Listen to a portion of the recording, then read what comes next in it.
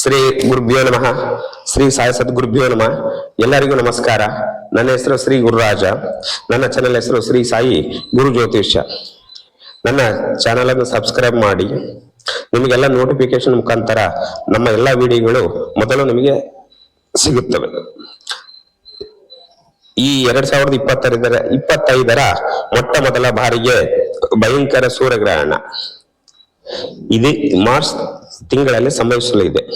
ಇದೇ ತಿಂಗಳ ಅಮಾವಾಸ್ಯೆ ದಿನ ಸೂರ್ಯಗ್ರಹಣವು ಸಂಭವಿಸಲಿದ್ದು ಮಧ್ಯಾಹ್ನ ಸಮಯದಲ್ಲಿ ಗೋಚರಿಸಲಿದೆ. ಅತ್ಯಂತ ಪ್ರಭಾವಿತ ಸೂರ್ಯಗ್ರಹಣವಾಗಿದೆ. ಯಾವ ರಾಶಿಗೆ ಪ್ರಭಾವ ಬೀರಲಿದೆ ಮತ್ತು ಯಾವ ರಾಶಿಗೆ ಶುಭ ಫಲ ಬರ್ತಾ ಇದೆ ಅಂತ ನೋಡೋಣ. ಗರ್ಭಿಣಿಯರು ಪಾಲಿಸುವ ನಿಯಮ ಯಾವುವು?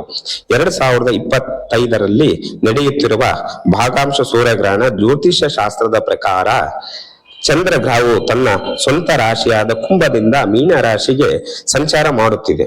ಇದು ಕೇವಲ ರಾಶಿಗಳ ಮೇಲೆ ವಿಶೇಷ ಪರಿಣಾಮ ಬೀರುತ್ತದೆ.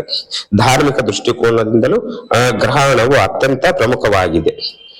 ಗ್ರಹಣವು ಖಗೋಳದ ಪ್ರಮುಖ ಘಟನೆಯಲ್ಲಿ ಒಂದು.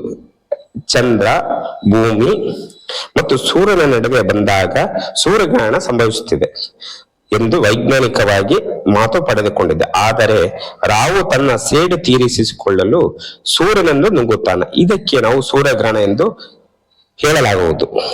2025 ಈ ವರ್ಷದ ಮೊದಲ ಸೂರ್ಯಗ್ರಹಣ ಮಾರ್ಚ್ 29 ಸಂಭವಿಸಲಿದ್ದು ಈ ದಿನ ಚೈತ್ರ ಅಮಾವಾಸ್ಯೆ. ಇಂದು ಹೊಸ ವರ್ಷದ ಮತ್ತು ಮರುದಿನದ ಚೈತ್ರ ನವರಾತ್ರಿ ಪ್ರಾರಂಭವಾಗಲಿದೆ.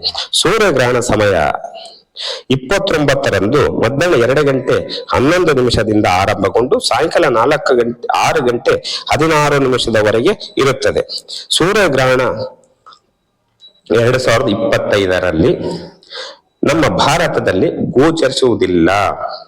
ಈ ಸಮಯದಲ್ಲಿ ಅನೇಕ ಧಾರ್ಮಿಕ ಚಟುವಟಿಕೆಗಳು ನಿಷೇಧಿಸಲಾಗಿದೆ. ಈ ಅಶುಭ ಸಮಯದಲ್ಲಿ ದೇವಾಲಯಗಳು ಮುಚ್ಚಲಾಗುತ್ತದೆ ಮತ್ತು ಆಹಾರ ತಿನ್ನುವುದು ಮತ್ತು ಬೇಯಿಸುವುದು ನಿಷೇಧಿಸಲಾಗಿದೆ.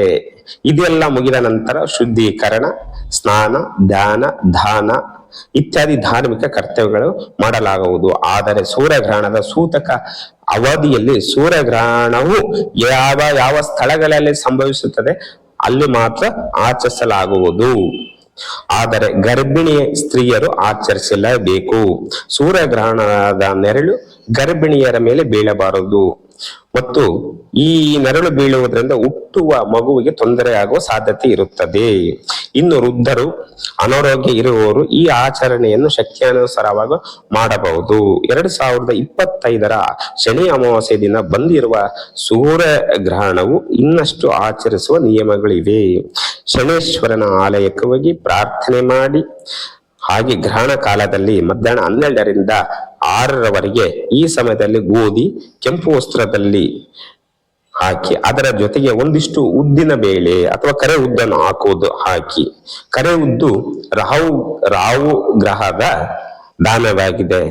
ಇನ್ನು ಇವನ್ನು ದಾನ ಮಾಡುವುದರಿಂದಲೂ ಹಾಗೂ ದೇವಾಲಯಗಳಲ್ಲಿ ಹೋಗಿ ಕೊಟ್ಟು ಬರುವುದರಿಂದಲೂ ಶ್ರೇಯಸ್ಸು. ಗ್ರಹಣ ಬಂದಾಗ ಪ್ರತಿಯೊಂದು ಜಾತಕದಲ್ಲಿ ಒಂದೊಂದು ಅಂತಕ ಹುಟ್ಟಿಸುತ್ತದೆ. ಒಂದು ಭಯ ಇದ್ದೇ ಇರುತ್ತದೆ. ಅಂತಕ ಭಯ ಬರುವುದು ಈ ಗ್ರಹಣದಿಂದ. ಕರ್ಕ ರಾಶಿಯವರೆಗೆ ಶುಕ್ರ ಬುಧ ಇರುವ ಆಸ್ಥಾನ, ಚಂದ್ರ ಮತ್ತು ಕೇತು ಇರುವ ಆಸ್ಥಾನ ಚೆನ್ನಾಗಿದೆ. ಹಾಗಂತ ಧೈರ್ಯವಾಗಿದ್ದು ಎಲ್ಲೋ ಒಂದು ಕಡೆ ಭಯ ಅಂಜಿಕೆ ಕಾಡ್ತಾ ಇರುತ್ತದೆ. ಇನ್ನು ಇವರು ಭಯಪಡುವ ಅವಶ್ಯಕತೆ ಇಲ್ಲ.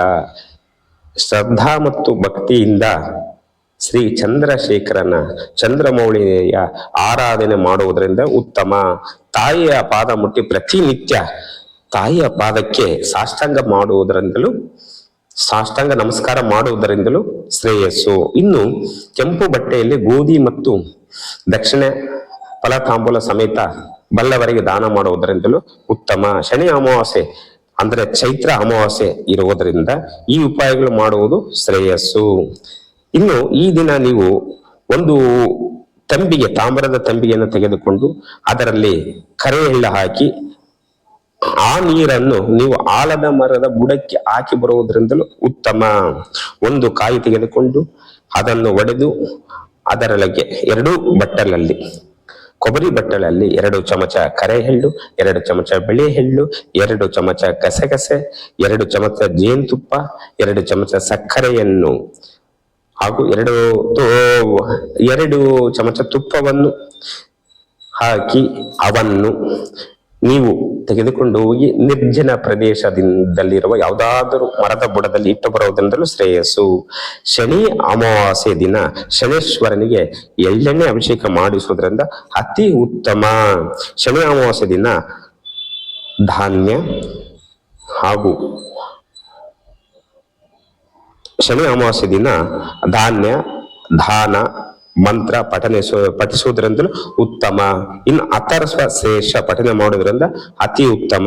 ಕುಂಭ, ಮೀನ, ಮೇಷರಾಶಿಯವರು ತುಂಬಾ ಜಾಗೃತೆಯಿಂದ ಇರಬೇಕು.